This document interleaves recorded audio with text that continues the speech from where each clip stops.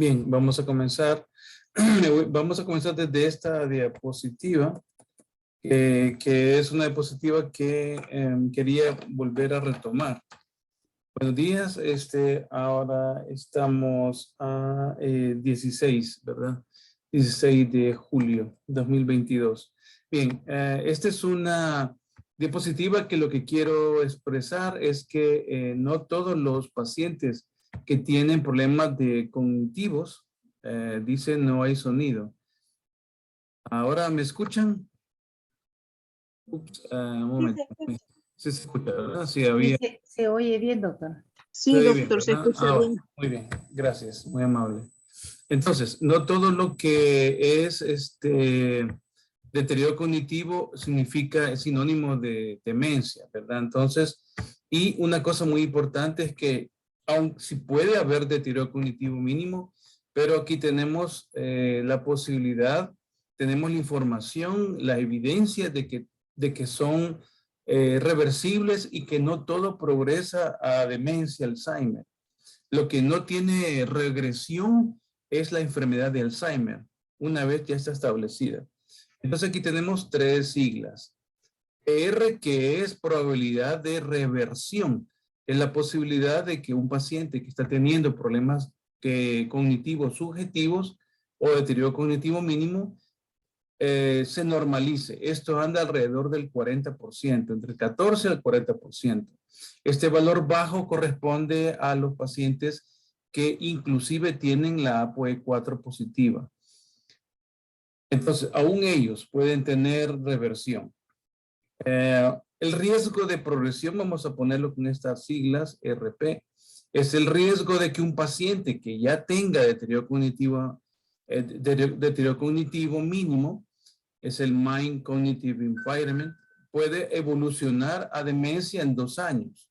Entonces, ese riesgo no es del 100%, vean, no es del 100%, es alrededor del 14.9%, es del 11 al 19%, ese es el riesgo de progresión. Y de estos, el grupo de pacientes que tienen el amiloide beta positivo, ya sea en fluido, ya sea líquido cefalorraquídeo o sangre, entonces ese riesgo de progresión a Alzheimer es bien alto, pero no es del 100%, es del 22% al 50%, relacionado con el resto de pacientes con deterioro cognitivo mínimo, es como que fuese del 11% al 22%, es un aumento del 189%. Y del 19 al 50%, que sería el grupo más alto del deterioro cognitivo mínimo, pasa al 50%, esto es un incremento de 261%. Una pregunta, doctor, al respecto de lo que está hablando. Todos estos ítems que nos acaba de mencionar, de deterioro cognitivo en la población en general. Sí, la población en general. Bueno, eso está hecho en base a... importante pregunta. Esto está hecho en base a unos 230 pacientes examinados a lo largo del tiempo, en quienes se les pudo hacer todas las pruebas y por imágenes y por detección de beta amiloide en fluidos, y se examinó a lo largo del tiempo tomando varios exámenes. Entonces se determinaron en este grupo de pacientes que habían algunos pacientes que eran de la población general, todos son un grupo mayor de 64 años, y lo fueron examinando con el tiempo, ¿verdad? Entonces, este es el resultado de ese grupo de pacientes. Es el grupo de Jack, este investigador, ¿verdad? Este investigador publicó este trabajo en Brain, fue del año, creo que 2017, me parece, creo que 2017, no, fue en 2010, creo que fue este estudio. Sí, 2010. Este estudio muestra, y aquí está en este ejemplo, esta es la imagen típica de un paciente que tiene, además, esta es la resonancia mostrando atrofia, vean los espacios subaracnoideos, vean el tamaño de los espacios subaracnoideos que tiene las amígdalas, el hipocampo bien pequeño, ¿verdad? Con los ventrículos laterales grandes, el tercer ventrículo agrandado por atrofia aparentemente reportada como atrofia relacionada con la edad, lo que vemos a veces en nuestras resonancias, pero la diferencia de este paciente y la atrofia es esta tomografía por fotón único de amiloide. Entonces, esta es lo que le conocen como la acumulación de amiloides cortical o periférica. Vean el color amarillo y el color rojo son depósitos de beta amiloide. En contraste, este paciente que también tiene un poco de atrofia, está para la misma edad, y vean que tiene una acumulación de beta amiloide, pero es lo que le llaman acumulación de beta amiloide central, no es periférico, no es cortical, ¿verdad? Es el no cortical o el no específico. Entonces, este paciente no tiene riesgo de conversión a Alzheimer, en cambio, este sí tiene riesgo. Entonces, pero no es el ¿Me 100%. podría decir, doctor, que en esas dos imágenes, la imagen que tiene más verde y amarillo es lo normal que uno esperaría en un paciente y la otra es en el que ya tiene riesgo de Alzheimer o que ya tiene Sí, Alzheimer? así es. Así es. Bueno, Una cosa interesante de eso que cuentas, Angélica, es que los dos pacientes tienen problemas de memoria. Solo que este paciente tiene memoria de deterioro cognitivo mínimo y este tiene problemas de memoria relacionado con la edad. Este lo hace por amiloide y este lo hace por un gen ahora conocido en el hipocampo que se llama RBAP32. Es un nuevo gen que está relacionado con una pérdida cognitiva fisiológica de la edad. Ustedes saben que psicológicamente la memoria está diseñada para olvidar algunas cosas también. O sea que el cerebro está diseñado para olvidar algunos eventos traumáticos, cosas que ya no queremos recordar. Y el envejecimiento exitoso lleva consigo un poco de amnesia de las cosas feas de la vida, ¿verdad? Cuando los pacientes recuerdan demasiado las cosas, son pacientes que tienden característicamente, inclusive este es un trabajo psicológico muy interesante, tienden a volverse más enojados. Lo que la gente le dice anciano cascarrabia, que todo le molesta, ¿verdad? La memoria tiene un papel en el estado de ánimo para olvidar algunas cosas. Pues esa proteína se encontró recientemente en primates también que experimentan el mismo deterioro también en monos también. Entonces no es vinculado a amiloide, es vinculado a otra proteína que por cierto tiene un vínculo con las células de la retina, que también hay células y proteínas de retina que se acumulan en el hipocampo y median amnesia normal. O sea que nosotros tenemos un valor, una cantidad de amnesia protectora normal en el envejecimiento. Entonces, aquí tenemos un ejemplo de cómo lo que vemos acá, por ejemplo, vean ustedes qué trófico es, ¿verdad? Entonces, aquí tenemos el volumen del hipocampo, que es medir la cantidad, el volumen de esta zona que se encuentra aquí abajo de esta área, que es el área del líquido cefalorraquídeo o del espacio subaracnoideo del hipocampo. Entonces, lo que está aquí abajo es el hipocampo. Y aquí está el subículo, y aquí está la amígdala, en esta parte que está la punta donde está mi cursor. Entonces, si se mide ese volumen, a menos volumen, o sea, 9, 8, el que tiene 4, tiene más riesgo también tienen un riesgo negativo de presentar conversión a Alzheimer. En cambio, los pacientes que transforman el amiloide a la forma A-beta, que es un amiloide anormal, tienen tendencia a aumentar, pero hasta cierto punto. Cuando la acumulación de amiloide está alrededor de 1.4, 1.3, pueden acumular más amiloide, pero ya no incrementan más el riesgo. Entonces esto tiene un límite. Esta atrofia, mientras más atrofia hay, está más relacionada con el deterioro cognitivo, pero es tardío. Este es más temprano, ¿verdad? Y llega un momento donde puede acumular más, pero ya no los pacientes, a pesar de ello, pues ya no van a tener más riesgo de incremento en una etapa. Muy bien, esta es una imagen interesante porque la voy a utilizar más adelante. Aquí vemos dos pacientes. Estamos hablando del mismo estudio. El paciente de arriba es un paciente que en este punto de la gráfica de la horizontal, ¿verdad? Vemos que está desde la normalidad hasta las variantes de Alzheimer, de deterioro cognitivo en la fase, o sea, cuando el paciente tiene normalidad, pero tiene mucho amiloide todavía, llega un momento en donde aparece la conversión a deterioro cognitivo mínimo y después aparece la propia demencia. Esto es en la escala del tiempo y la progresión del cuadro clínico. En cambio, aquí en el eje vertical tenemos, tenemos la intensidad del deterioro, la intensidad ya sea de atrofia, que sería esta línea azul, o del amiloide acumulado, ya sea en líquido cefalorraquídeo o en sangre. Entonces, aquí tenemos otro individuo también, con un cuadro, aunque con ciertas diferencias. Este paciente es un paciente que solo tiene el gen anormal de Alzheimer, ¿verdad?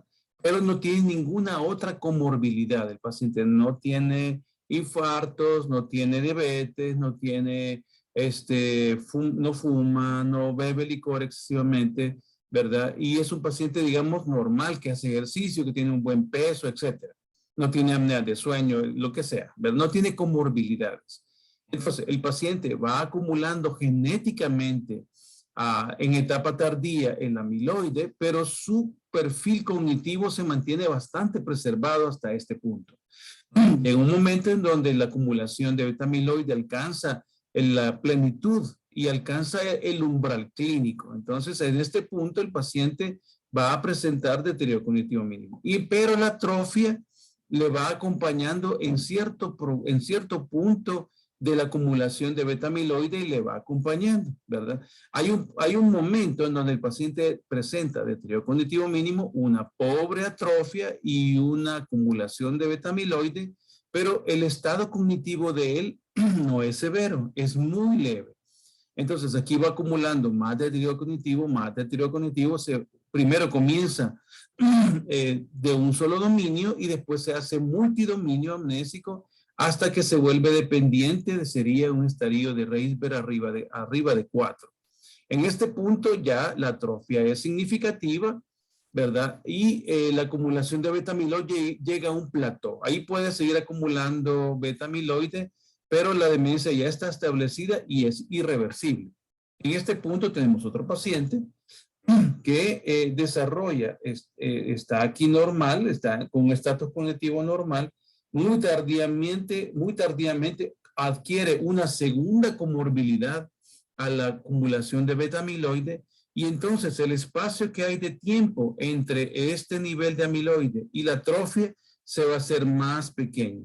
Este paciente va a evolucionar su estatus cognitivo más rápidamente y ya no va a tener esta gran latencia de estado cognitivo preservado. Este va a tener menos estado cognitivo.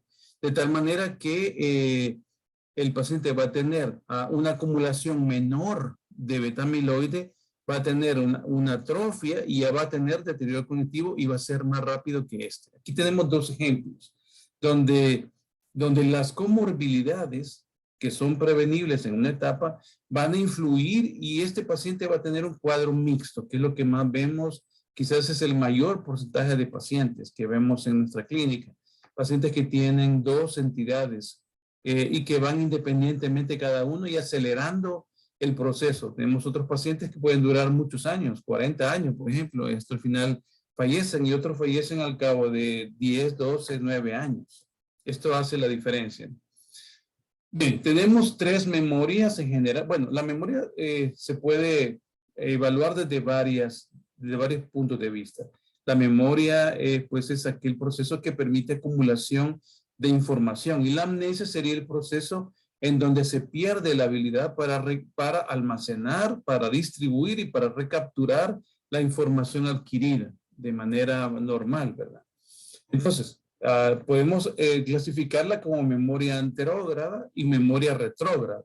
Memoria retrógrada, que no le he puesto aquí, sería aquella amnesia que comenzó en un punto y a partir de ahí todo lo que vaya adquiriendo nuevo se va a perder, pero va a respetar, va a preservar, pero va a perder, el paciente con memoria con amnesia retrógrada, va a perder a partir de ese momento, incluido lo que ocurrió antes. Eso puede ser variable de tipo, puede ser de corto plazo, puede ser de largo plazo, inclusive perder sus datos más antiguos. Afecta todo lo retrógrado y todo lo que va ocurriendo. Afecta las dos líneas de tiempo. La amnesia anterógrada es cuando ocurre un problema, ¿verdad? Ocurre un evento, ocurre un disparador, un trigger, y el paciente va teniendo dificultades para recordar lo último que se va adquiriendo, pero preserva todo lo anterior. ¿Entienden la diferencia? En la retrógrada se pierden ambos líneas de tiempo de almacenaje de memoria. En cambio, la anterógrada solo va perdiendo lo nuevo que se va adquiriendo, que es quizá la más frecuente. Entonces, de esas tenemos... Mire, doctor, pero Sí. con respecto a eso que está diciendo, por ejemplo, los ancianos mayores, ellos se acuerdan bien de todos los eventos posteriores, Sí. pero lo último les cuesta recordarlo. Eso Eso es la normal. anterógrada. Eso es normal. Eso es, si solo olvida algunos eventos, pero no es dependiente, el paciente es independiente, perdón, si el paciente es independiente y solamente está dependiendo porque tiene fractura de otras cosas, por ejemplo, que lo limitan, eso sería lo normal, ¿verdad? Siempre y cuando no pierda independencia, no tenga necesidad de que haya otra persona ahí que esté pendiente para darle el soporte cognitivo que necesita. Por ejemplo, si el paciente tiene independencia económica, sabe cómo acceder a sus cuentas bancarias, no tiene cómo, sabe cómo, digamos, sacar el dinero, cómo utilizarlo, cómo distribuirlo. Puede ser que solo de órdenes, pero lo hace conscientemente y tiene la voluntad preservada, no necesita de nadie. Necesita que es de alguien porque no puede caminar con rapidez, porque se fracturó, se cayó, lo que sea. Ese paciente es normal. Pero si el paciente está teniendo más dominios, más dificultades y ya necesita más ayuda, eso es patológico. Esa es una forma de demencia. La demencia es un deterioro cognitivo que lleva a la persona a una dependencia funcional. Ahí se vuelve, esas dos cosas hacen la demencia.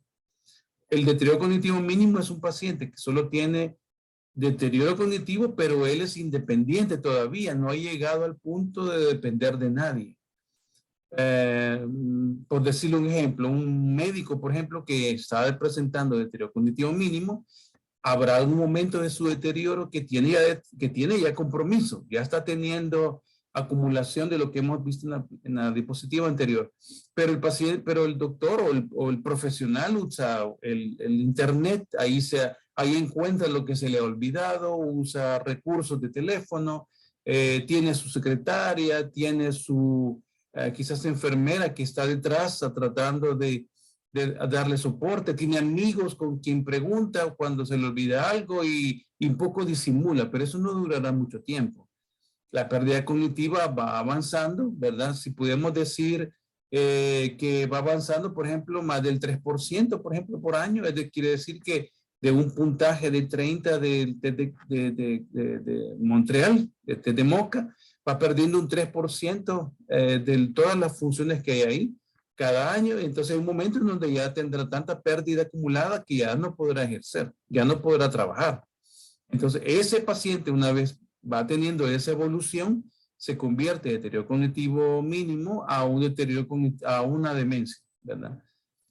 Entonces, de las tres memorias que estamos mencionando ahí, que son tres, la episódica es aquella memoria que les dije que uno no se esfuerza por aprender. Es la memoria si yo les presento un mapa, por ejemplo, todos sabríamos en Centroamérica dónde poner los países, ¿verdad? El Salvador podríamos poner los departamentos. Pero nosotros no pasamos estudiando el mapa de El Salvador o de Europa todos los días. Es algo que se acumula con el tiempo y no se debería de perder. Entonces, quizás el mapa de El Salvador o Centroamérica son cosas más familiares para nosotros. O el mapa de América, por ejemplo. Entonces, la memoria episódica es aquella que involucra las cosas bastante comunes de uso familiar, ¿verdad? Pero que no pretendemos estarle estudiando para un momento dado. Como yo tuve que, digamos, recordar esta charla al día de anoche, ¿verdad? Para tener mejor rendimiento. Ya no se volvió una memoria episódica, ya está un poquito más avanzada, ya se llama memoria procedural. La memoria procedural es aquella que la memoria episódica es aquella que no me he preparado. La memoria semántica es aquella que está relacionada con un uso, me voy a pasar la semántica para explicar la procedural después. La memoria semántica está diseñada para entender, para poder conocer, para poder interpretar las cosas que nos están pasando y también nominar correctamente las cosas, ponerle el nombre correcto a las situaciones, a los objetos, a las circunstancias. Eso se llama memoria semántica y tiene el concepto de la comprensión. La memoria procedural es otra memoria. Esa memoria se ejecuta o se activa por el uso. Por ejemplo, andar en bicicleta, andar en moto, manejar. Quienes hacemos procedimientos, por ejemplo, en medicina, que yo hago velocidad de conducción, electromiografía, yo ya sé todo lo que tiene que ver con este aspecto, lo hago diariamente y no tengo que memorizarme nada ni prepararme para nada. Entonces, la memoria, esas tres memorias, la más sensible de perderse es la episódica. Aquella que no me preparo. Es ahí donde está el centro del inicio del deterioro. Y casi siempre puede ser en aspectos verbales como no verbales. Cosas que me han dicho que ya no recuerdo bien, ¿verdad? Pierdo detalles. O también cosas no verbales como por ejemplo perder cosas. Esas son memorias episódicas. ¿Dónde dejé la llave? ¿Dónde dejé el reloj? ¿Dónde dejé el celular, por ejemplo? Y más importante, cosas que tienen que ver con el tiempo, como por ejemplo las citas, los pagos de facturas, el retorno de mi persona a la casa, cómo llegar. Bueno, esto tiene que ver con memoria episódica y aquí donde comienza el problema generalmente. El problema que afecta a la memoria en las formas de demencia Alzheimer, esta es la más sensible de todas. Y una cosa importante, cuando ocurren estas cosas, los pacientes experimentan dos periodos, uno que se llama ego distónico y otro que se llama ego sintónico. El ego distónico es el periodo donde el paciente se siente mal, ego distónico, el paciente se siente mal por lo que está pasando. ¿Verdad? Sabe que le está ocurriendo algo. Puede tener dos reacciones, o lo puede aceptar o lo puede negar. Pero generalmente los pacientes en esta etapa reconocen que algo les está pasando. Algunos pacientes lo niegan de tal manera que necesitan una persona que esté acompañándoles en las consultas porque no lo aceptan, ¿verdad? Las personas, las demás familiares que viven cerca de él lo notan, especialmente los familiares que visitan cada cierto tiempo, cada 3 meses, cada 4 meses, llega un familiar de Estados Unidos y se da cuenta que su familiar algo ha perdido, ya no se acuerda de las cosas. Una manera interesante que se puede observar en estos pacientes, sobre todo con familiares que ahora vienen de Estados Unidos y visitan a sus familiares, es que cada vez está más callado. Y les preguntan, ¿cómo estás, papá? ¿Cómo estás, mamá? Y ellos dicen, bien, bien. Pero ya la madre o el padre ya no es capaz de preguntarle al familiar que vio hace 3 meses asuntos específicos con su vida personal, con los relatos autobiográficos que dijo el hijo, por ejemplo, que dijo el visitante, ¿verdad? O el familiar. Ahí es una cosa muy importante y se va volviendo más callado cada vez. La involución del lenguaje también es otra cosa que podemos ver. Hay que siempre todos los datos conformarlos, compararlos, asociarlos con un informante, ¿verdad? Muy bien, vamos a ver este paciente. No sé si vimos este paciente la vez pasada, yo no No me recuerdo bien, no me acuerdo que hayamos visto un infarto en este paciente. Es un paciente de 71 años. Ya de por sí esto nos dice que es un paciente ya tardío. Vamos a ver su evolución. Presentó una consulta por sus familiares por problemas de memoria.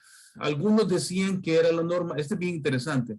Esta inconsistencia. Cuando comparamos relatos de varios familiares, a veces vemos que entran a las consultas, por lo menos aquí en la clínica, ahora que hemos hecho un poquito más de permisividad para entrar, entran 1 o 2 familiares con cada paciente con este problema.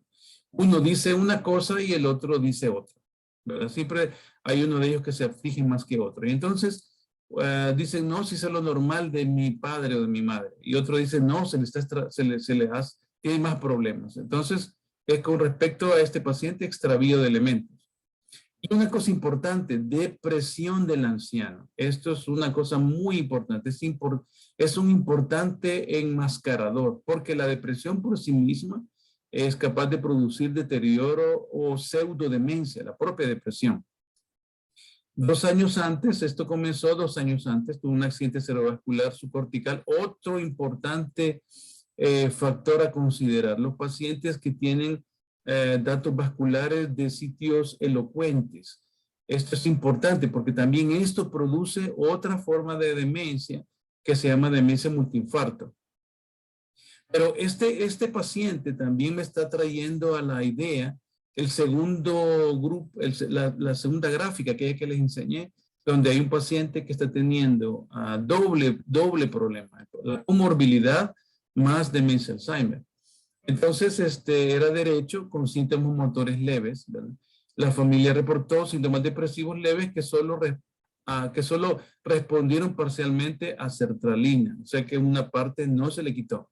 Esto es también muy importante porque usualmente la sertralina la estamos usando con bastante seguridad en pacientes mayores con deterioro cognitivos y es muy efectiva cuando se trata de Alzheimer, es muy efectiva cuando se trata de cuadros no orgánicos, pero cuando se trata de Alzheimer, las respuestas no son completas.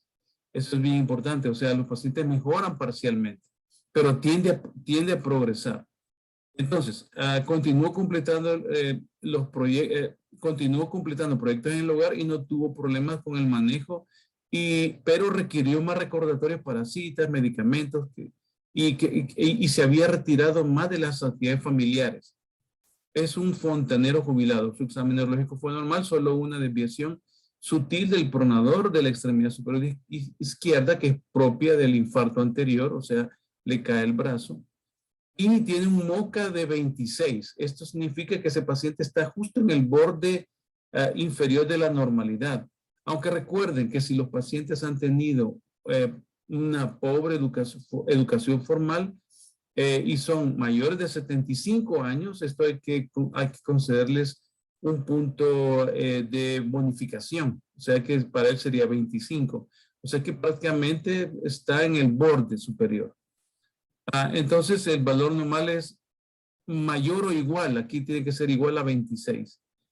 Tiene 2 puntos menos en recordar. Recuerden que MoCA tiene 5 objetos: rostro, seda, iglesia, clavel rojo. Uno de ellos no recordó, ¿verdad? -1 en una serie de 7, que es cálculo de 100 para atrás, 100, 93 y así. 93, va quitando 7, 86 y así 72 y va bajando. El dibujo de reloj -1, ¿verdad? Recuerden que esto pedimos que el paciente haga un círculo, colocar los números, colocar las agujas, y esto tiene un punto cada uno si está bien hecho. Y entonces en el test de MIS, que es el recuerdo del índice de memoria, solamente de estas 5 cosas que se le pide que recuerde, solo recordó 7, o sea que es menos de lo normal. 5 sería el valor, 15 representaría 5 del test y tiene 7, tiene una fracción menor. Y pues se le pasó el test abreviado de escala depresiva geriátrica. Esto es importante también porque nos da una idea de qué está pasando. Este paciente, tenemos entonces 3 entidades que podrían darnos el mismo deterioro cognitivo. Y para saber si es Alzheimer o no, o si coexiste con Alzheimer, este paciente tiene indicación de estudio de, si tuviéramos todas las posibilidades de hacerlo y tuviéramos todas las herramientas disponibles, él es candidato para un estudio de medir los biomarcadores. Tenemos 3. Tenemos los biomarcadores vinculados con líquidos, ¿verdad? Con fluidos, que sería el beta-amiloide. Los biomarcadores basados en proteína tau, que es para ver disfunción cognitiva, y tenemos biomarcadores inespecíficos para ver neurodegeneración. Entonces, el examen del biomarcador de amiloide se llama A, el examen de deterioro funcional se llama T, y el examen de neurodegeneración lo vamos a llamar N. Entonces, puede ser que sea amiloide positivo, tau positivo, y un estudio de FDG, que es el estudio de fluoro de desoxiglucosa medida por PET, que hay aquí, ¿verdad? En El Salvador lo tenemos. Entonces, si tuviéramos todo, ahí tendríamos la A, la T y la N.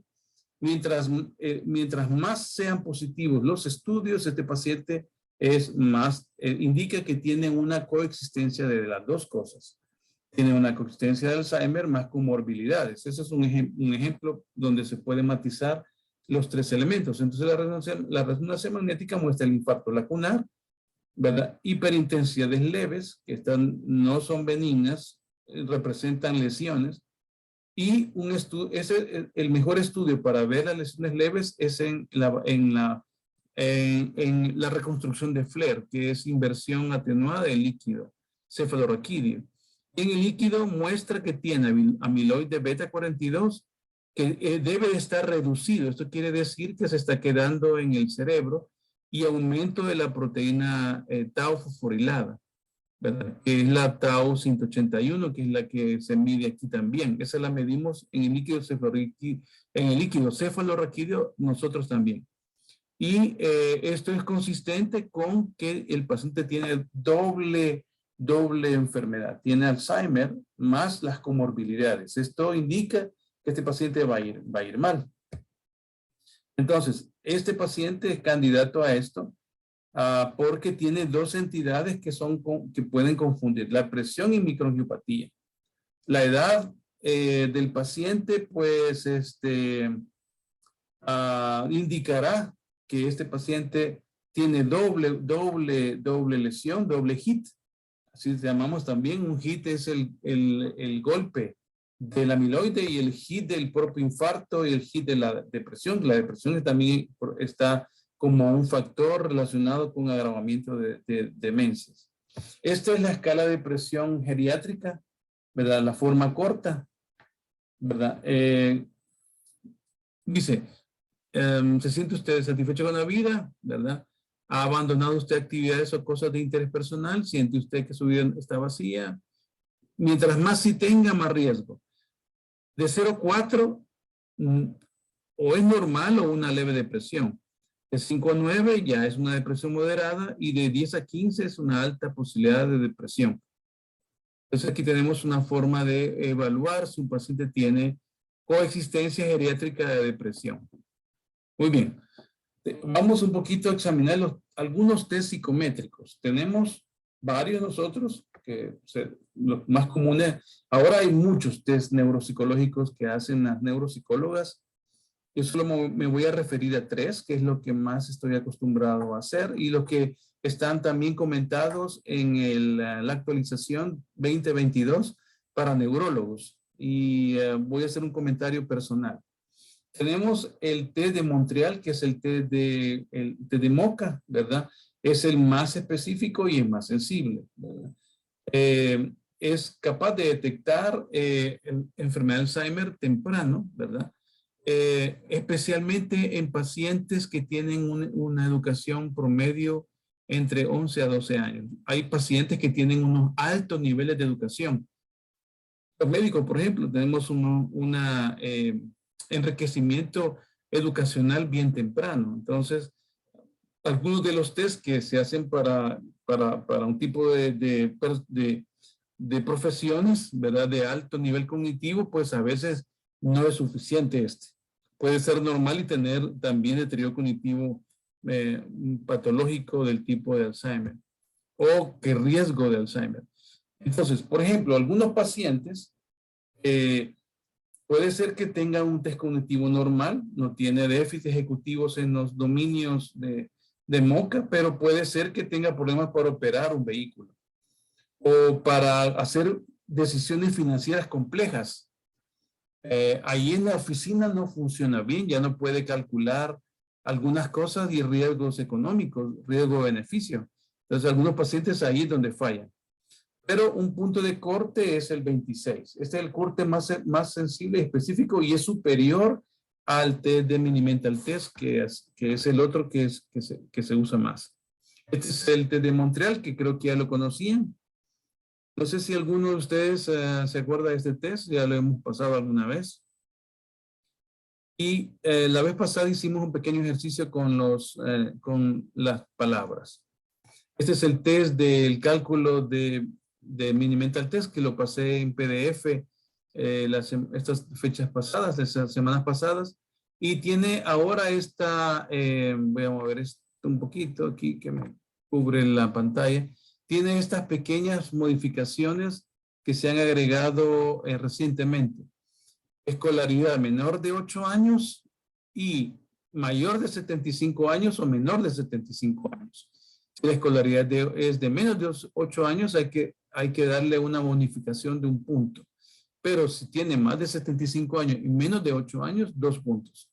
Escolaridad de 9 a 17, ¿verdad? Solamente hay puntaje de bonificación en los que tienen más de 75 años. Y los más exigentes son los que tienen altos niveles de escolaridad, 17. Por arriba, aquí le vamos a quitar 1 punto al paciente, ¿verdad? Porque para que se haga más exigente todavía si es menor de 75 años. Este es bien sencillo. Está este otro que es el test este es más exigente todavía. Este es el test de Barcelona. Aquí lo utilizamos en el Seguro Social. Bueno, el Seguro Social se ha utilizado, se utiliza todavía. Hay otros más que se están utilizando en el Seguro Social. Y en los test en las clínicas de memoria, pues ya se les hace una cartilla, se les hace un expediente, donde visita por visita o anualmente se les va haciendo un test y pues si se reporta. Por ejemplo, aquí tenemos los percentiles que va desde 0 hasta 100. El mínimo es el de 30. Hasta aquí pueden ser. Y está ajustado por nivel de escolaridad y edad. O sea que este test tiene ya la corrección estadística por población. Solo que es población europea. Se necesita hacer una validación para El Salvador y publicarla. No está hecha. Y es importante, aunque se ajusta bastante digamos, a la población de educación superior a los 7 años. Y este corte es el límite inferior. Todo lo que está por debajo de este corte, ¿verdad? Es patológico.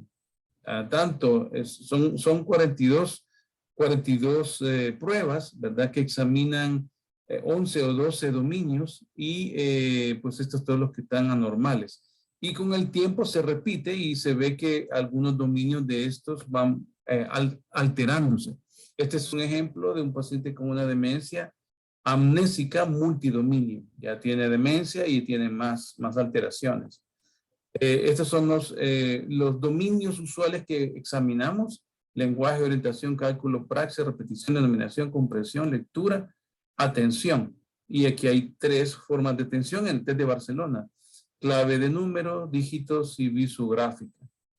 Es como un test de Rey, se le presenta una figura compleja y tiene que ejecutarlo en diferido.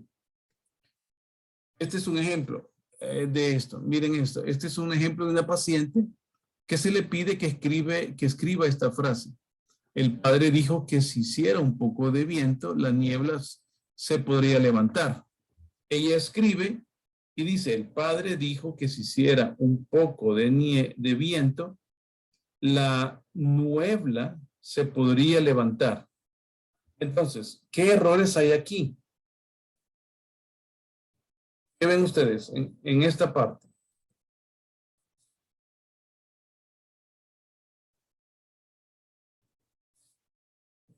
Bueno, una de ellas es que teniendo todo este espacio para escribir esta frase, la pone justo debajo de la frase copiar. Ese es un ejemplo. Esa es una alteración. Otra alteración es este pequeño cambio de... Doctor, mire, pero con ¿sí? respecto a eso, hay gente que tiende a escribir así en un pedacito Ajá, y es patológico, no es normal. y unos que tienden a escribir en el lado más del lado derecho que del lado izquierdo o más abajo. Ujú, Eso no es, ujú. tienen que escribir al centro o con más Tiene que espacio. escribir proporcionalmente al espacio. Ah, vaya, yo pensaba que Que era según... el cerebro va a escribir todo esto, mira. Ajá, Pero ya sabes, el cerebro calcula el tamaño de la letra. ajá. O sea, el cerebro, tenemos dos vías para llegar a escribir. Puede ser que me lo dicten, que es la forma indirecta, o puede ser que yo lo lea, que es la forma directa. Si lo veo, el padre dijo que hiciera un poco de niebla. ¿Qué sucede cuando voy a escribir? Pues voy a trasladar mis ojos a la mano, ¿verdad? Para comenzar a escribir. En ese momento que yo ya leí la frase y voy a copiarlo, entonces voy a ver qué es lo que ha quedado en mi mente y voy a transformar lo que acabo de leer, que es una frase directa, una frase que no requiere traducción, ¿verdad? Ya está en mi propio idioma. Y entonces va a pasar directamente a mi sistema. Una cosa importante es que cuando uno lee, primero la lectura se transforma de un grafema que está puesto ahí a otro grafema que yo tengo adentro, en forma de un sonido o de un ícono en el cerebro. El cerebro se encarga de decodificar esa información, pero eso ocurre en instantes, en milisegundos. El cerebro decodifica esa información, ese icono, esa palabra, y luego la va a pasar al sistema motor en una seriación de palabras, letra por letra. La va a seriar y va a transformar esa parte abstracta de lo que yo acabo de leer, que tiene como que está en mi banco de memoria de mi lenguaje, y la va a seriar letra por letra, de la forma como yo siempre escribo. Si escribo en letra de carta, es carta de molde. Entonces ya se va a ir el grafema entero. Una vez ya está puesta en la bandeja de salida, como que fuese una fábrica, entra el pedido, ¿verdad? Llega la persona que lee lo que está por hacer, lo pone en la bandeja que ya está listo. En ese momento se llama holograma. Es ya está decodificado de la manera abstracta, si es un holograma en el cerebro, fíjate. Y del ese holograma entonces va a la parte ya para la ejecución de la propia palabra. En ese momento hay una especie de cine, ese cine como un cine que va a controlar el acto motor para que ese holograma sea la primera, sea mayúscula y las demás todas minúsculas porque la frase está puesta todo en cursiva y en mayúscula, ¿verdad? Entonces uno puede elegir, bueno, aquí todo está en mayúscula, puedo elegirlos en mayúsculas todas y en cursiva y puedo ir separando. Ella elige la escritura de carta común, ¿verdad? Entonces el holograma de la palabra padre que ella escribe siempre comienza ella con la letra P mayúscula. Es una forma donde vemos que el holograma de la palabra padre siempre la pone con P mayúscula de acuerdo a su contexto como ella se fue educada, ¿verdad? Y lo de los errores de ortografía depende de cada nivel educacional también, De cada porque la nivel gente que educativo. no sabe cuándo poner una minúscula, cuándo una mayúscula, ¿verdad? Eso no sabe, ¿cierto? Aquí vemos que ella tiene la cultura de escribir siempre padre con mayúsculas, pero encontraremos otros pacientes que combinan mayúsculas y minúsculas, pero el holograma de la palabra P va a ser P para mayúscula, P para minúscula. Eso está preservado en ella. Pero sabemos que es una P, eso significa una P. Pero ella, cuando escribe la palabra niebla, ¿verdad? Una palabra familiar, pero poco común, no es tan frecuente escribirla, es más frecuente verla, pero no escribirla, escribe en vez de la I y cambia por una U, ¿verdad? Aquí el dictado de la serie de palabras de su cerebro comete una cosa que se llama inversión de letras. Eso no es normal. Se califica en el test de Barcelona como patológico. Imagínense cuántos errores puede ser que nosotros escribamos en las historias, ¿verdad? Nosotros los médicos tenemos un hándicap ahí porque escribimos mal. Entonces, a la hora de escribir, hay una, como cine, donde va controlando el acto motor que no se salga de la línea horizontal. Vean que ella escribe en una línea horizontal, ¿verdad? En su cerebro tiene una línea aquí donde ella se formó, que escribía posiblemente en aquellos cuadernos rayados, ¿verdad? Donde van horizontales. Ven ustedes aquí, va escribiendo como que hubiera una línea ahí abajo. Entonces, ese es un cine, se llama, un cinema motor, se llama eso. Pero además, la mano le va dando una guía para que no se pase de la línea central. Ve que podría, ya no le cabe la palabra levantar, y entonces tiene una información visual que le dice visoespacialmente pase a la siguiente línea, ¿verdad? Y entonces el acto motor de llevarla para acá es otro que se llama control sinestésico. Tiene un control del holograma, un control grafémico, un control cinético motor y otro sinestésico de la sensibilidad. Todo eso está metido ahí.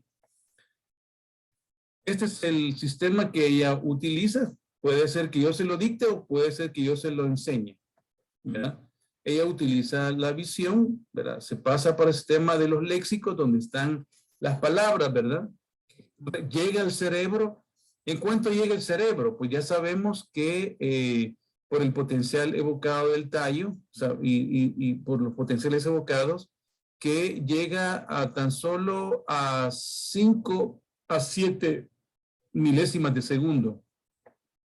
Luego se forma, llega a la cognición y aquí se produce una decodificación de lo que estoy leyendo, ¿verdad? Y se pasa directamente a la reproducción sin pasar por los demás elementos y se forma ya la ortografía en ese momento, cómo se debe escribir correctamente las H, la I, la C y la secuencia de letras. Después de eso, pues ya viene para la ejecución del sistema grafémico y ahí, en ese momento, ya se convierte en un holograma. El holograma de ella significa que la P minúscula es mayúscula, en realidad ella así lo pone, ¿verdad? Y entonces se va a producir del nivel holográfico a los patrones grafomotores. Ahí va con el control motor. Si tiene Parkinson, si ella tuviera Parkinson, escribiera pequeño, lento y con temblor. Si ella tuviera Parkinson. Y tiene una degradación de la longitud. Quiere decir que las primeras letras son mejor diseñadas que las últimas, si tuviera Parkinson. Si tuviera una hipercinesia, pues viéramos errores debidos a la falta del control motor, ¿verdad? Si tuviera una negligencia, ella escribiría únicamente en la parte donde ella tiene el control de la atención y no en el otro. Por ejemplo, si ella tuviera un infarto parietal del lado derecho, no escribiría en la parte izquierda del papel. Si tuviera una lesión de la región parietal del lado izquierdo, no escribiría en la parte derecha de la página, ¿verdad? Si ella tuviera, por ejemplo, una alexia pura de las palabras, se comportaría como una afasia. No podría escribir nada porque no puede traducir lo que está aquí. Se le perdió todo el banco de memorias donde está localizado el sistema cognitivo que tiene el léxico de las palabras. Y tendría que escribirlas como que nosotros estuviéramos escribiendo una palabra hebrea. que no sabemos para dónde va. Tendríamos que copiarla una por una, porque el léxico se perdió si tuviera una lexia pura de las palabras. Entonces aquí tenemos un ejemplo de una disgrafia que se llama disgrafia central, porque ahí puede ser motora si tuviera Parkinson, tuviera una distonía o tuviera una enfermedad que cursa con mioclonia. No es una forma de esa. Entonces, en la última, pues la seriación de palabras tiene que pasar por estos procesos. Mira, el alograma, el control de la praxia, que es el grafomotor visual, que es el cinema grafomotor, y el control somestésico, que es el sinestésico. Entonces, ella tiene entonces una disgrafia central, una sustitución acá, y tiene una alteración del espacio, del control visoespacial. Esto se conoce con el nombre de closing in, escribir muy cerca de los modelos. Eso no es normal, se considera una patología. Y lo vemos en Alzheimer también, se va empeorando con el tiempo. En cambio, el que tenemos al otro lado, le pide al paciente que haga estos picos y estos valles. Perdón, pico y esta meseta. Pico, meseta, pico, meseta.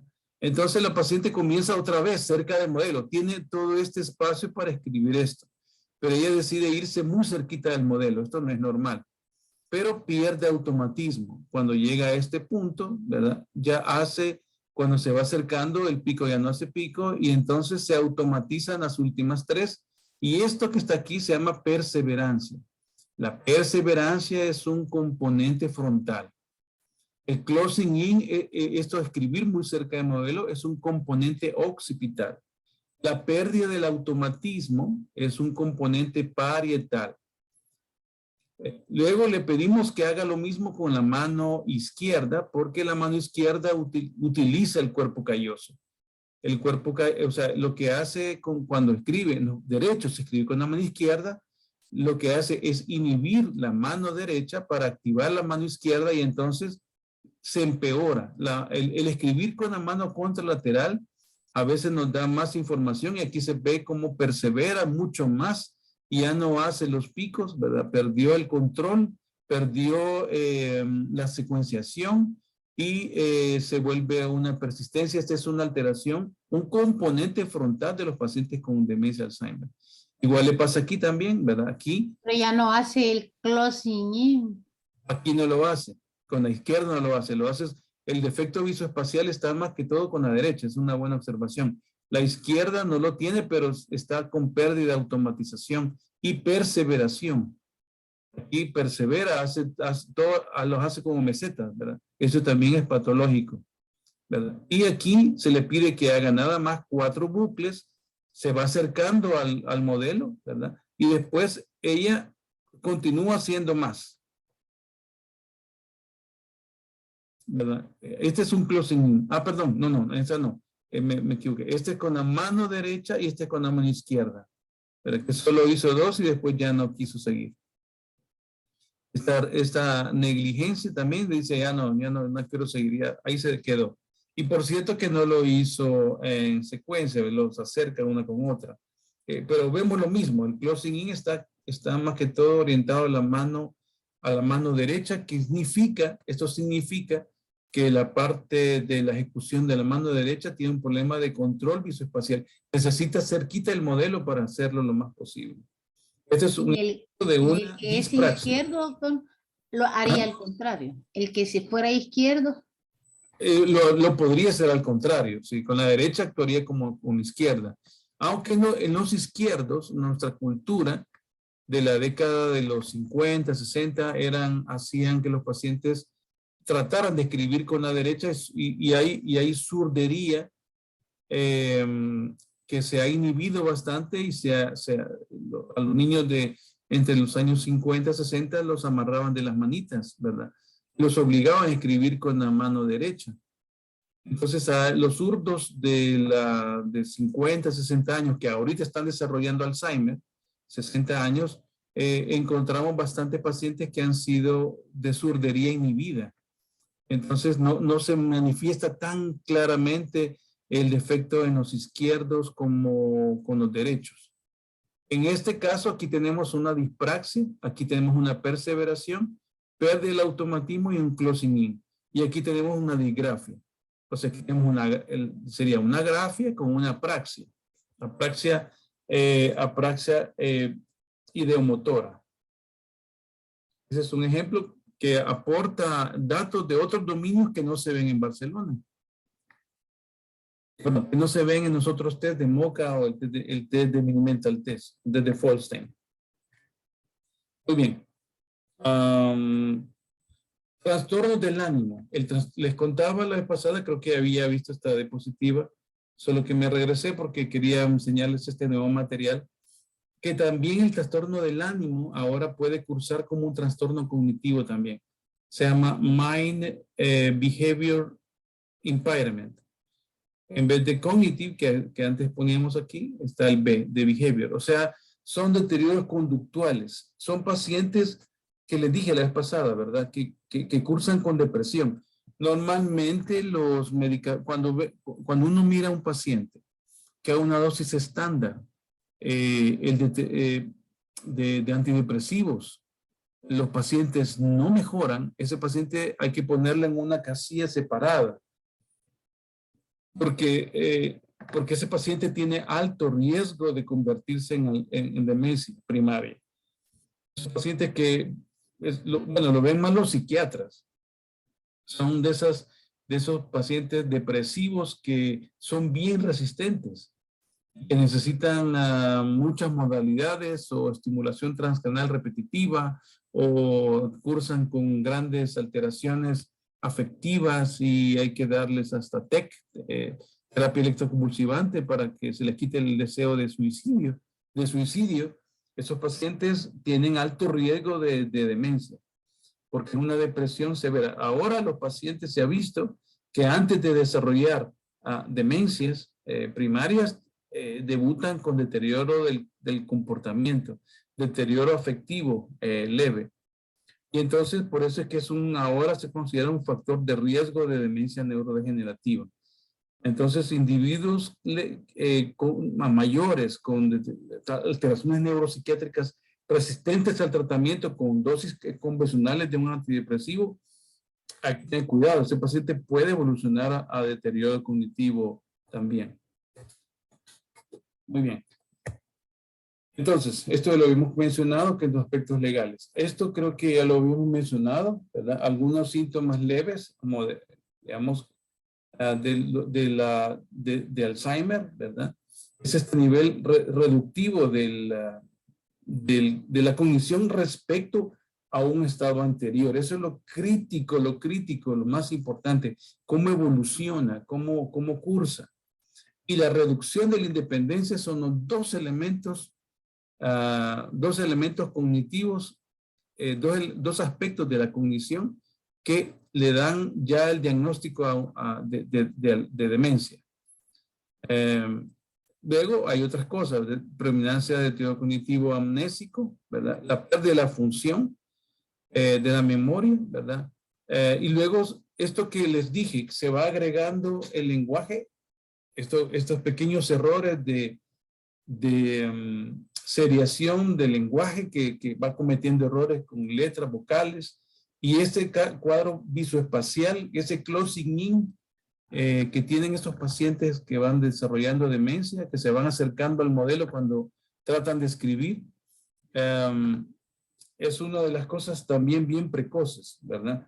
La memoria episódica es la forma más temprana y es progresiva y lo más importante que se pierde.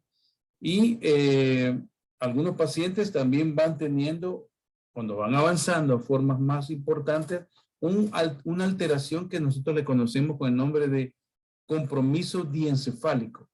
El compromiso diencefálico o el compromiso del cerebro medio es cuando un paciente con Alzheimer va perdiendo el componente de la marcha. Se les va olvidando cómo caminar y van perdiendo ese automatismo y los pasos se hacen cortos.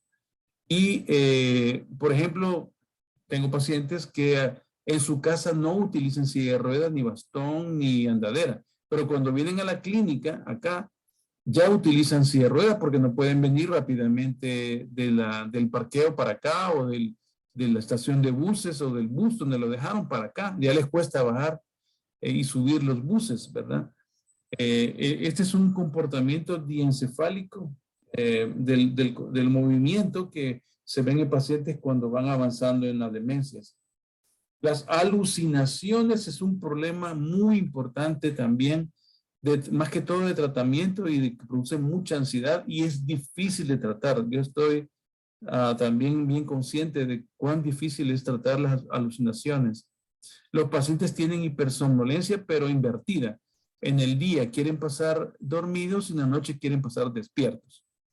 Entonces, eso es un problema también que va a requerir atención. Algunos de estos problemas les llegan a ustedes.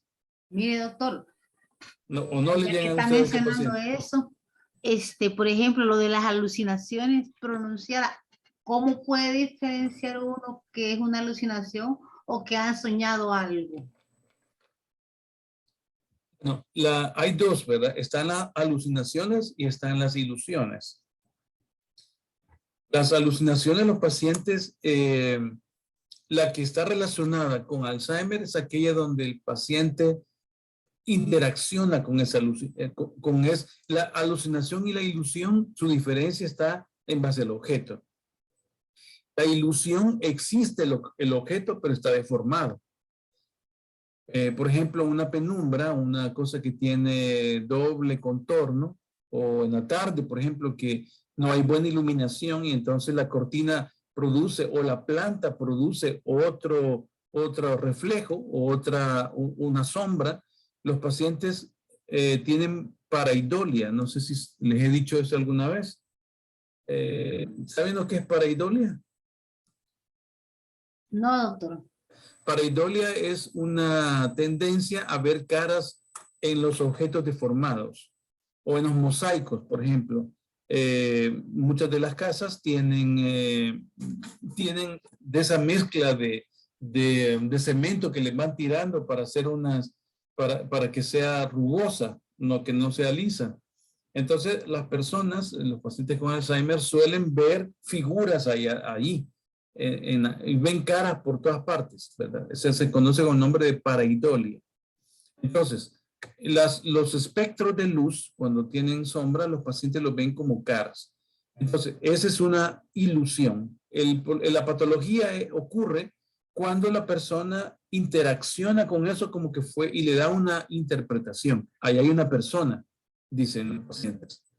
Ahí hay alguien atrás, acabo de ver pasar a alguien ahí. ¿Quién es esa persona? Entonces, eso es patológico, ahí ya no es normal. Ahí ya se pasó al lado neurocognitivo patológico. La alucinación es donde no existe el objeto, sino que ve la persona real, ve a sus padres, ve a sus parientes fallecidos, que es una cosa muy común también, que entran y puede ser que la alucinación es patológica desde que ocurre. La ilusión es patológica cuando hay la interacción. No sé si me logro explicar en eso. Uno puede ver, por ejemplo, confundirse, por ejemplo, creer que pasa un gato, por ejemplo, que haya un animal ahí, porque distorsionó un espectro. Pero uno llega a la conclusión y razonamiento de que no puede ser. Entonces llega a ver, no es nada, ¿verdad? Y está todo bien. Pero el paciente con Alzheimer identifica eso como una patología, ¿verdad? Y puede llegar a niveles donde, por ejemplo, una paciente que vi hace un mes tuvo durante su hospitalización a todos sus familiares ofreciéndoles café a los padres, que son católicos, ofreciendo a los curas que llegaban a visitarla. Todos los curas que ella veía eran alucinaciones. Entonces la señora le pedía a cada uno de sus hijos que le trajeran café para ofrecerles a los curas. Entonces durante todo su ingreso, cada vez había que llevarles café y ponerles el café donde ellos estaban sentados. Esa es una alucinación y desde que aparece la alucinación ya es patológica. Ahora, ¿cómo distinguirlo de lo normal? Pues en la forma de interacción, ¿verdad? Ahí es lo normal. Existen algunas. No, yo preguntaba de un sueño, porque a veces uno no sabe si es que lo soñó o es que realmente lo vio. Es la siguiente diapositiva que te tenía por aquí. Esto, formas de ilusiones. Estas son unas formas de ilusiones o alucinaciones relacionadas con experiencias que uno cree haber vivido o no haber vivido. Y tenemos estas variedades. Está el déjà vu, que es que yo ya he visto eso. Esto ya lo vi. Esto ya lo vi. Está el jamais vu, que eso nunca lo había visto. Y este es bien importante. El jamais vu es un síntoma bastante característico de Alzheimer. Esto lo vemos, por ejemplo, en pacientes que viajan o en pacientes que han hecho algún recorrido en un viaje por el país, en fechas anteriores, en fechas pasadas, recientes, por ejemplo. Tengo un paciente que hace poco visitó un cantón, ¿verdad? Ahora que aparentemente hay más libertad para salir, hay como más seguridad, y recientemente, hace un par de semanas, hizo un viaje. Y entonces, luego volvieron a ir y la persona dijo, yo aquí nunca he estado. Nunca había visto eso. Sí, mamá, aquí estuvimos. Y le enseñan hasta la foto donde ella se tomó en ese sitio. Ese es un jamais vu. El jamais vu es bastante característico de enfermedad de Alzheimer. El déjà vu es bastante común en sujetos sanos. Ahora, que muchas de las cosas que soñamos, ¿verdad? Puede producir confusión al momento de despertarnos. Ese despertamiento confusional no es normal, pero es bastante frecuente. No está relacionado necesariamente con enfermedades neurodegenerativas.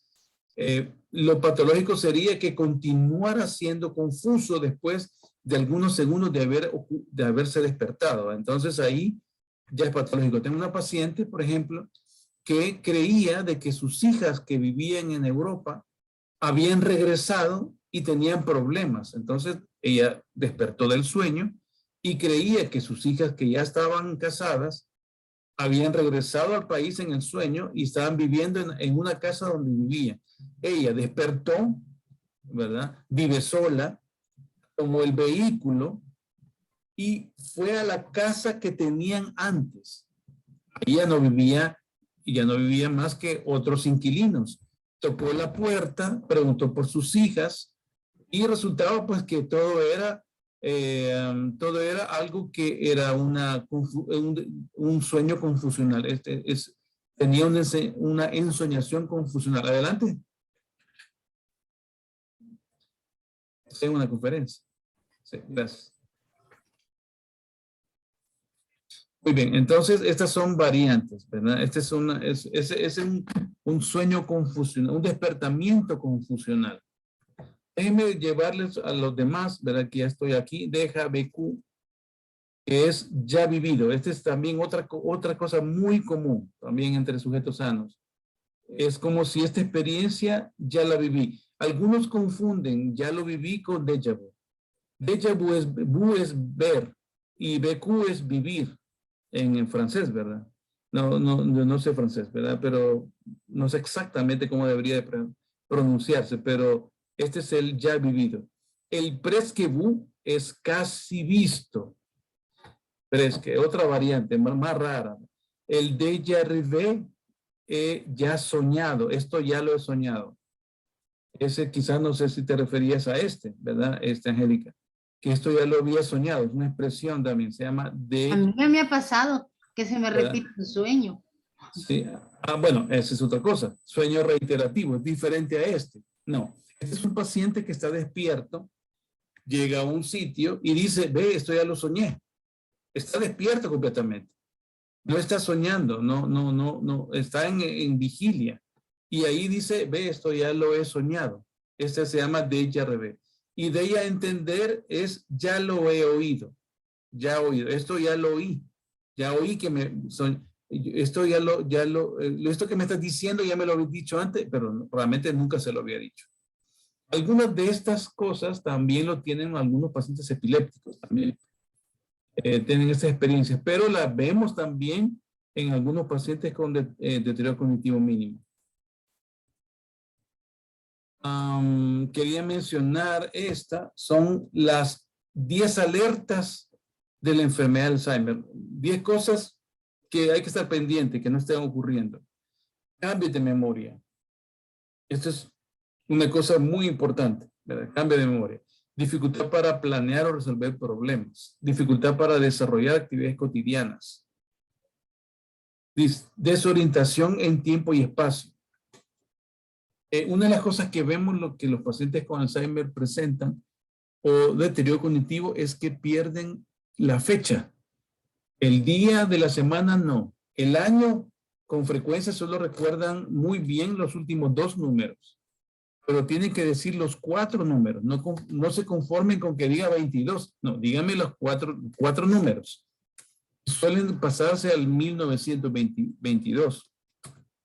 Pero una cosa que la primera desorientación que vemos frecuentemente es con la fecha, ¿verdad? Con el día en que estamos. O sea, el número, el valor numérico del mes en que estamos. Eso es bastante común. También confusión de días, también es otra cosa en el día de semana. Hay personas que tienen, el primer problema es creer de que está en día, porque digamos, usualmente ocurre en vacaciones, entre semana, por ejemplo, un asueto, y creer que el día siguiente ya es lunes y tiene una correlación de tiempo, ¿verdad? Ese error es bastante común. Dificultad para comprender imágenes visuales, ¿verdad? Esto lo vemos más que todo en películas, donde las personas no entienden qué significa algo, ¿verdad? Dificultad para comunicarse o perder léxico, volverse un lenguaje más concreto, ir perdiendo cosas. Una cosa importante de la comunicación es la anomia, que es esa dificultad para ponerle nombre a los objetos, sobre todo aparte del todo. Por ejemplo, los ojales, por ejemplo, los agujeros que están en los hinchos, el zipper o la cremallera, ¿verdad? Partes pequeñas, las agujas del reloj, los valores numéricos que están dentro o sea, cosas no del todo, sino que lo que está dentro. Ahí esas son preguntas más sensibles para detectar deterioro cognitivo. Dejar objetos fuera de lugar, ¿verdad? Perder celulares, perder cosas, también es anormal también. Esto lo podemos ver en sujetos sanos también, ¿verdad? Pacientes que tienen, por ejemplo, síndrome de inatención del adulto, ya lo tenían de niño y continúan todavía siendo adultos algunos pacientes, pero la clave es si ha cambiado últimamente. Por cierto, que los pacientes que han tenido deterioro cognitivo, déficit de atención de niñez, esos pacientes no son del grupo de riesgo de enfermedad de Alzheimer. Eso no tienen en relación con ello. Son los otros grupos que mencionamos que son los metabólicos. Pérdida de la iniciativa es una cosa también bien común. Y cambios del humor y de personalidad, eso es otra cosa muy importante. Son pacientes que habían sido bien pulcros, educados, correctos para hablar, y de repente se vuelven obscenos o se vuelven malcriados, hacen coprolalia, ¿verdad? Entonces esos pacientes son de riesgo. Estos son los criterios de diagnóstico de la Academia Norteamericana y del Instituto Nacional de Alzheimer y de síndromes clínicos de demencia, ¿verdad? Esta es de la Academia Norteamericana de Neurología, y este es el Instituto de Alzheimer y síndromes clínicos de demencia relacionados, y la Asociación de Alzheimer y de enfermedades relacionadas con demencia y síndrome de relacionados. Entonces, estos criterios son: enfermedad de Alzheimer definida es un paciente que cumple todos los criterios de enfermedad de Alzheimer, probable, pero tiene una evidencia histopatológica. O sea, tiene una biopsia, tiene una autopsia, esa es definida. Por ejemplo, los diagnósticos de los bancos de memoria, donde obtienen los criterios, esos son bien interesantes, ¿verdad? Porque esos pacientes que se obtienen las historias de pacientes en quien se les ha hecho una autopsia, esa información es súper importante porque provienen de pacientes que ya se les hizo el diagnóstico claramente. Mucha de la información que ahora tenemos para Alzheimer probable provienen de los síntomas que tuvieron los pacientes diagnosticados correctamente por patología. Muy bien, demencia probable, que va a ser la mayoría de nosotros, lo que vamos a diagnosticar, es la demencia que esto va a cambiar porque con los biomarcadores vamos a tener un posible cambio en los próximos 5 años. Es la demencia que ha sido establecida por examen clínico y neuropsicológico. Las deficiencias cognitivas también tienen que ser progresivas, es muy importante, esto debería yo de subrayarlo, y estar presentes en 2 o más áreas de la cognición. Esto es demencia, o sea que un solo dominio no hace demencia. Un solo dominio, o sea, solo memoria no hace demencia, hace el diagnóstico de deterioro cognitivo mínimo, pero no el diagnóstico de memoria. Para el diagnóstico de Alzheimer, demencia, necesita de 2 o más, y que sea progresivo y que afecte el estado de independencia. El inicio del déficit ha sido entre las edades de 40 a 90 años y finalmente debe haber ausencia de otras enfermedades capaces de producir el síndrome demencial. Eso tiene 100% específica, pero 49% de sensibilidad. ¿Ven? Es muy específico, pero poco sensible. Tenemos el otro criterio que es el de posible. Existe un síndrome demencial, o sea, de deterioro de la independencia, de inicio y presentación. Tenemos el criterio de la progresión, solo que es atípica. Por ejemplo, o muy larga, por ejemplo, o muy corta, menos de 1 año, eso es atípico. De etiología, sin etiología, pero no se cree que haya enfermedades comórbidas capaces de producir demencia, o sea, no existe otra hallazgo que pueda explicar por qué está perdiendo su función. Sobre todo estos pacientes que tienen demencias, deterioro cognitivo de rápida evolución en meses, por ejemplo, o en semanas, esos pacientes seguramente tendrán alguna causa secundaria. De las más comunes, por ejemplo, son los tumores, hematomas subdurales, hidrocefalias agudas. Si son mujeres en edad menor de 50 años, autoinmunidad. Es una cosa que uno piensa. Otra cosa que causa pseudodemencia también son los desórdenes electrolíticos, las deficiencias severas de vitamina B12. Pacientes que tienen con frecuencia recurrencia de hipoglicemia, esos pacientes simulan con mucha frecuencia demencia de rápida progresión.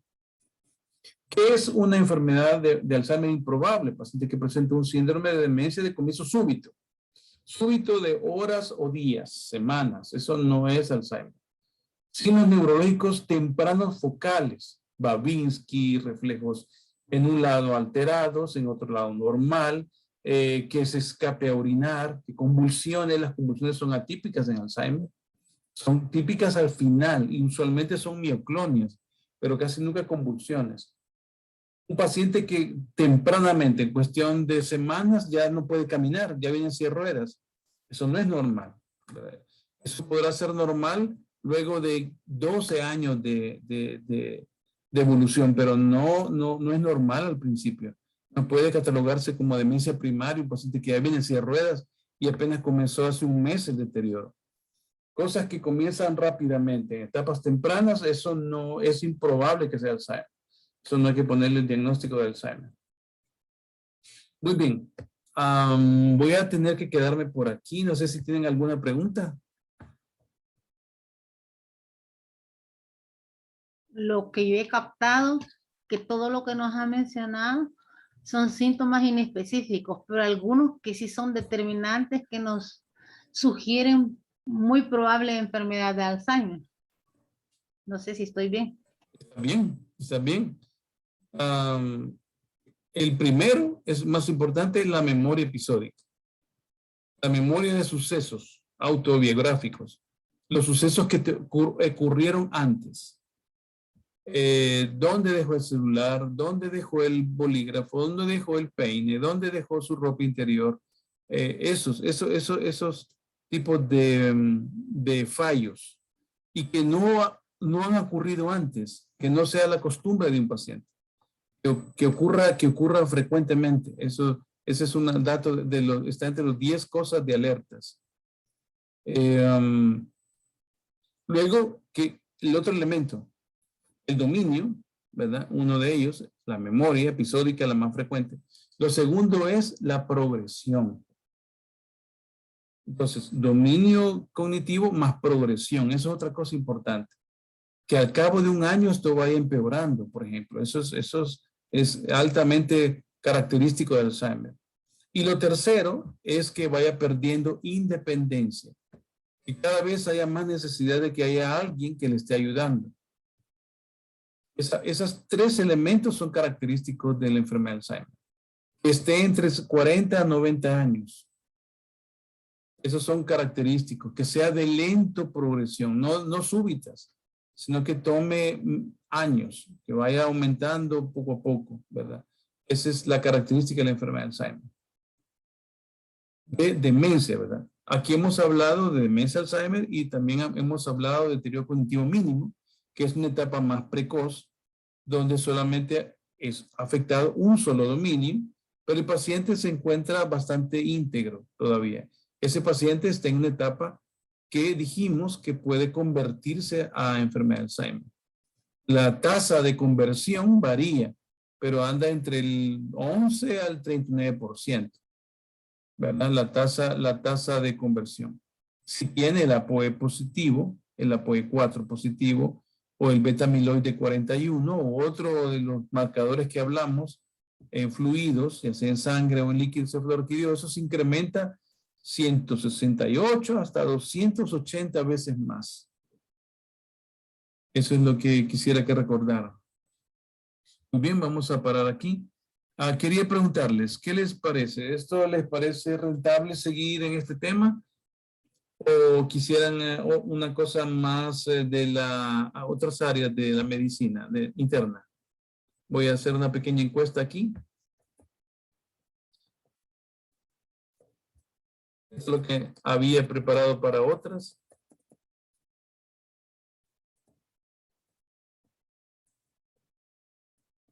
Y luego al final de esto estaba un examen. Un pequeño examen. Aquí, pequeño examen. Abro el panel para saber si ustedes quisieran seguir en esto o prefieren otro tema.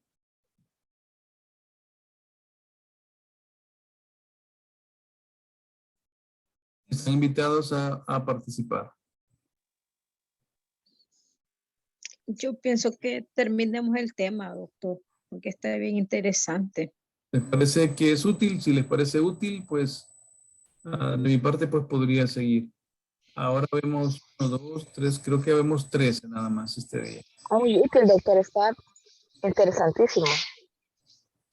Bueno, espero que sea práctico. Aparte de esta presentación, ¿cuántas más faltarían, doctor? Muy bien, eso es importante. Yo calculo unas 4. Porque sí es un tema muy, muy interesante, muchas cosas que hemos aprendido, aunque tal vez nosotros no las vayamos a poner en práctica todas, pero nos sirve para el diario vivir incluso de nuestros pacientes, de nuestros familiares, y me parece muy bueno. Bueno, yo les quiero dar las herramientas por si tienen interés en seguir, ¿verdad?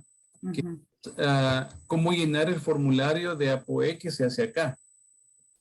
Cómo llenar el formulario del el PET de FDG, que el fluoro desoxiglucosa, que hacemos acá también. Está disponible también acá. Pues eso, ¿verdad? Y si tienen interés en estudios pues cognitivos, pues les puedo pasar algunas licenciadas que trabajan con nosotros, que yo conozco, que hacen buenos estudios. Y pues les puede ayudar. Entonces, pues, con todo esto, pues puedan sentirse cómodos de comunicarse. Bueno, vamos a terminar acá. Nos vemos el próximo sábado. Espero que sea en punto porque me he atrasado hoy. Hasta pronto, colegas. Nos vemos.